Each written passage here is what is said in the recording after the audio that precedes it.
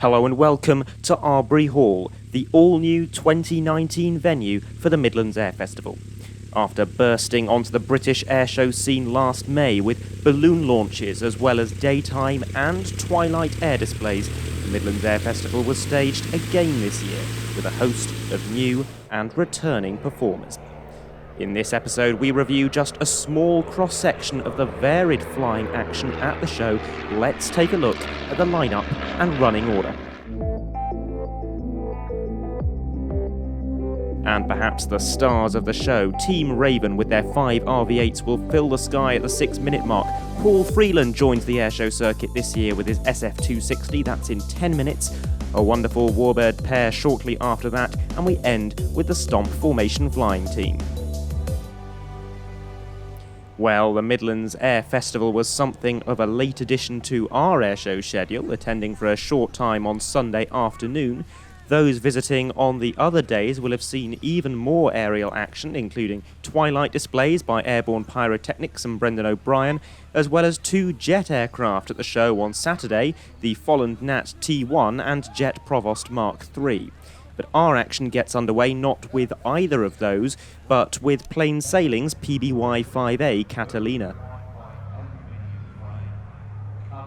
The Catalina first flew in 1935, and the PBY5 variant was produced from 1940 to 1943. The aircraft was mainly used for anti-submarine duties, and indeed 2 Victoria Crosses were won by Catalina pilots flying in that role.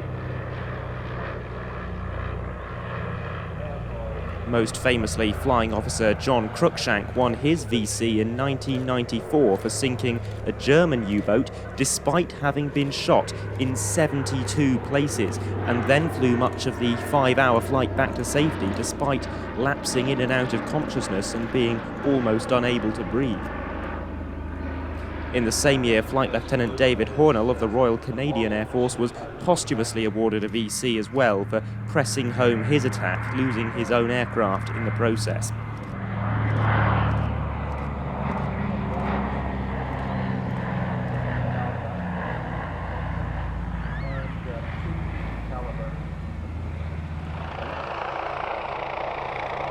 Terry Martin now in his Westland Wasp, and this really is a much more remarkable aircraft than you might think at first glance.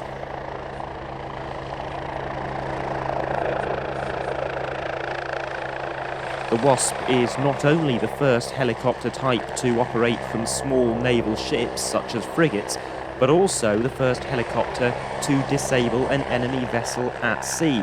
That was in the Falklands War of 1982 when a trio of Wasps scored hits on the Argentine submarine ARA Santa Fe.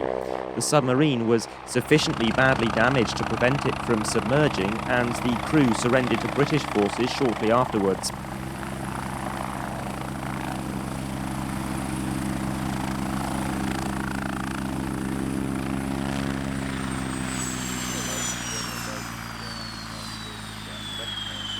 Kevin Hale now flies an aircraft that bears a striking resemblance to the Piper J3 Cub, and indeed we'll see a J3 Cub later on in the programme. But this isn't a Cub, it is in fact an Oster AOP6. The likeness, though, is no coincidence. The aeroplane was developed from the Taylorcraft Oster, which in turn was developed from the Taylor Cub, the predecessor to the J3 Cub. The Oster AOP6 was introduced in 1945 and was used by 11 nations.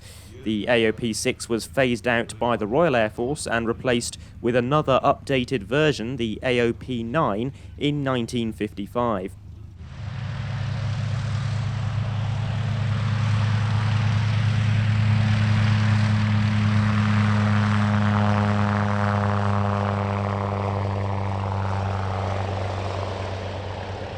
Not a display, but a very gutsy flypast from this Hungarian-registered, UK-operated Antonov An-2P.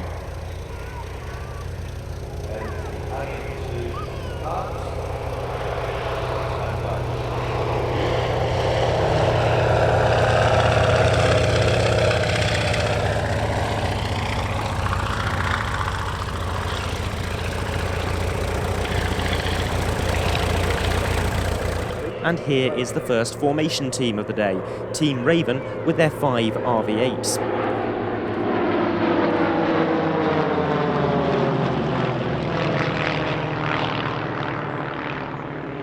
Team Raven were formed in 2014 and have already enjoyed significant international success displaying across Europe.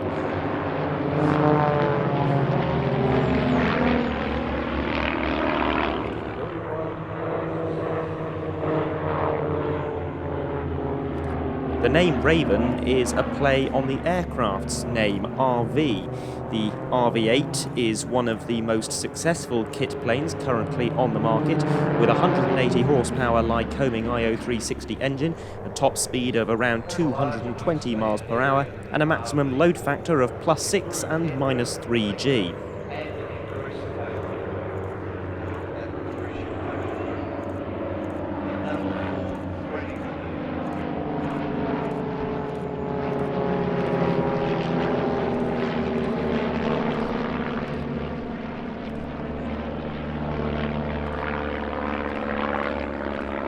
Team Raven fly a particularly varied and energetic display, particularly when compared to other teams flying similar aircraft types, and you really see that now as the team break for the second half of their show.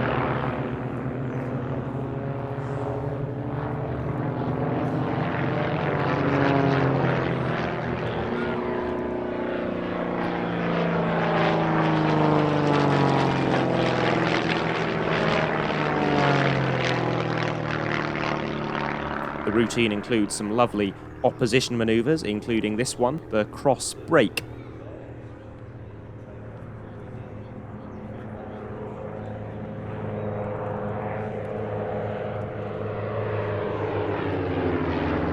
And now for my personal favourite manoeuvre of the show, the twizzles.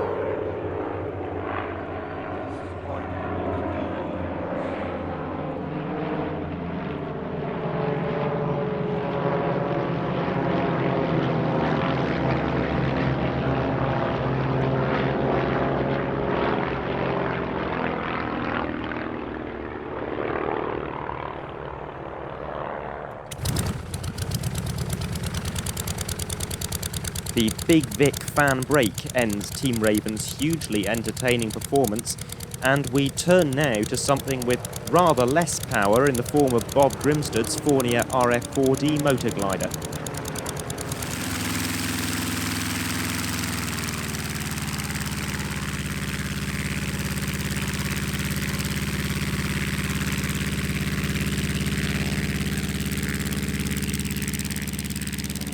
Bob starts his routine with a loop within a loop. The aircraft produces only around 30 horsepower, which means this performance is a display of superlative energy management.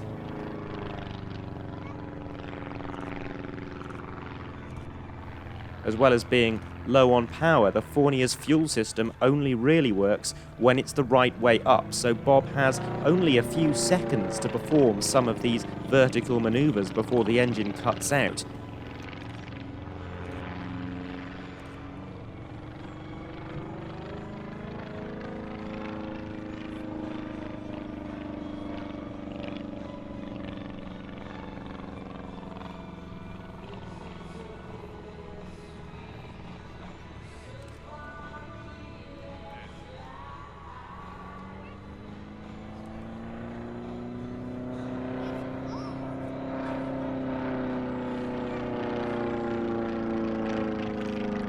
A new addition to his display program this year, and perhaps the most challenging move of all, is this stall turn followed by a flick roll, which really takes the engine to the limits of its performance.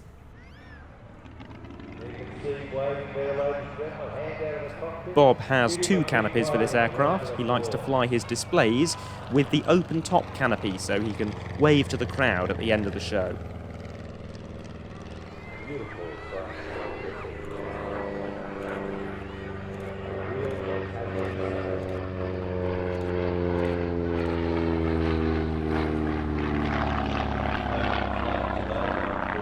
time for something almost entirely new next, as Paul Freeland commences his SF260 display. This display is new to the circuit this year, having made its debut at the Abingdon Air and Country Show earlier in the month. And for the time being, Paul is flying a non-aerobatic routine, albeit an extremely graceful one.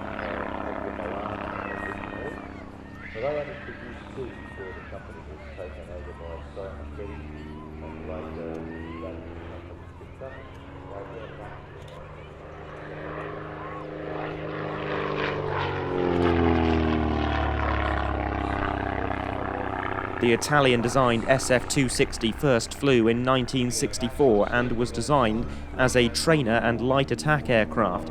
It's still in service with some 20 nations, including the Belgian air component, who use the type for their formation team, the Red Devils. If you look closely, you can just about make out the registration of the aircraft is Golf Romeo Alpha Zulu India, which of course spells the Italian word for thank you, showing Paul's appreciation to all those who've helped bring his act to the airshow circuit.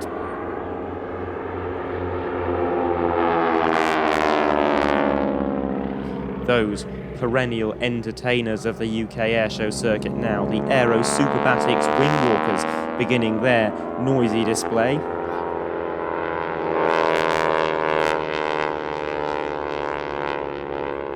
Having an act such as this at Arbury Hall really is very fitting, as this event follows in the footsteps of barnstorming shows held in the grounds of country homes around the UK.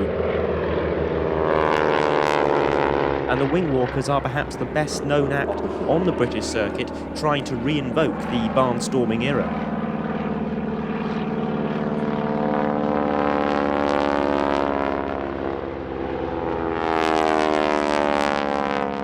The Norwegian Spitfire Foundation provided two UK-based warbirds for the flying display, P-51D Mustang the Shark and Sea Fury T-20 Invincible.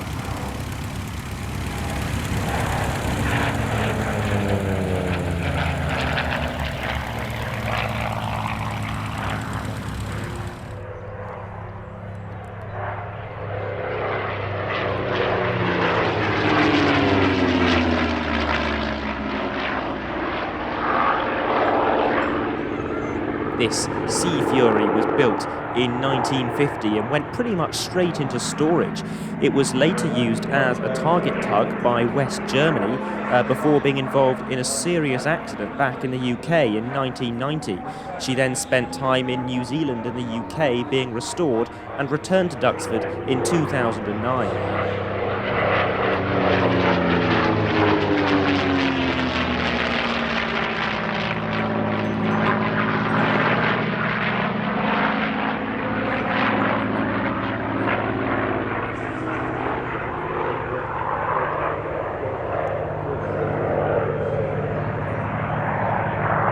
P-51 The Shark is also based at Duxford, having served with the American and Canadian militaries and flown on the US airshow circuit until it was brought to the UK in 2012.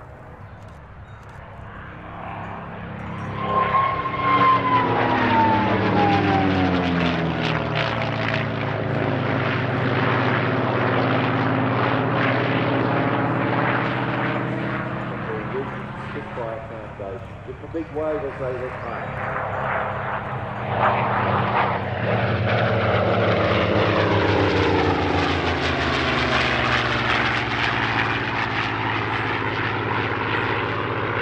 Airshow legend Brendan O'Brien now gives the Sunday crowd a taste of his night pyrotechnic displays, and we're watching this clipped wing Piper J3 Cub, so do take a look at the similarities between it and the Oster AOP6 we saw earlier. Pilot Brendan is one of the UK's foremost airshow performers. He runs O'Brien's Flying Circus and is pretty well known for his crazy flying routine, as well as his truck-top landing, chopperbatics and twilight displays, both in his Cub and Otto the helicopter.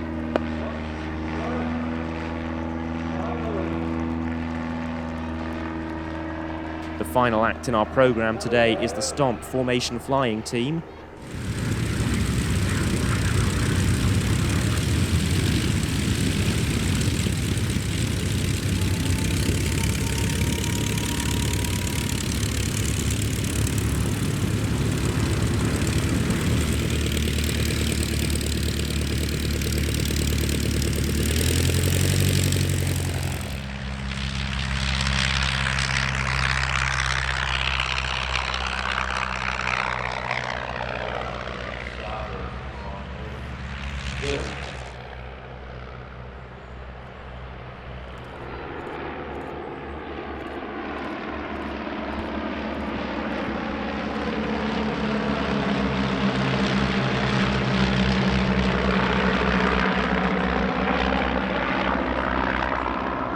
Now you might think that a 20-minute slot for a quartet of interwar biplanes could become rather dreary, but you'll be very wrong.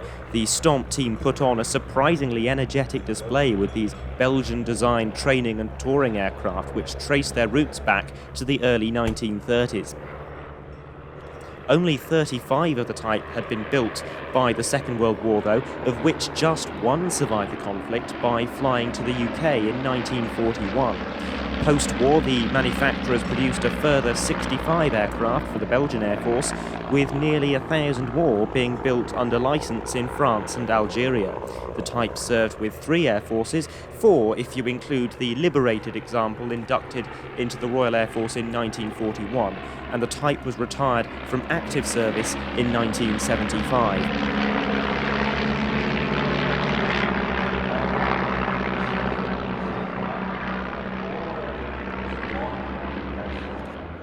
The aircraft pull up now for the Prince of Wales break.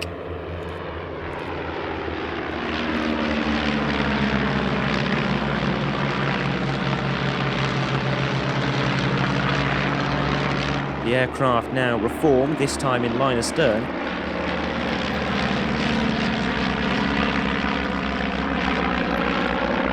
But it's not long before they break apart again in a rather spectacular fashion. The Stomps round off our look back at the Midlands Air Festival 2019. But we'll be back with another episode very soon from the Barksdale Defenders of Liberty Airshow in the United States. Until then, enjoy Chris Jesson's solo Stomp routine. From me, Adam Landau, it's goodbye for now.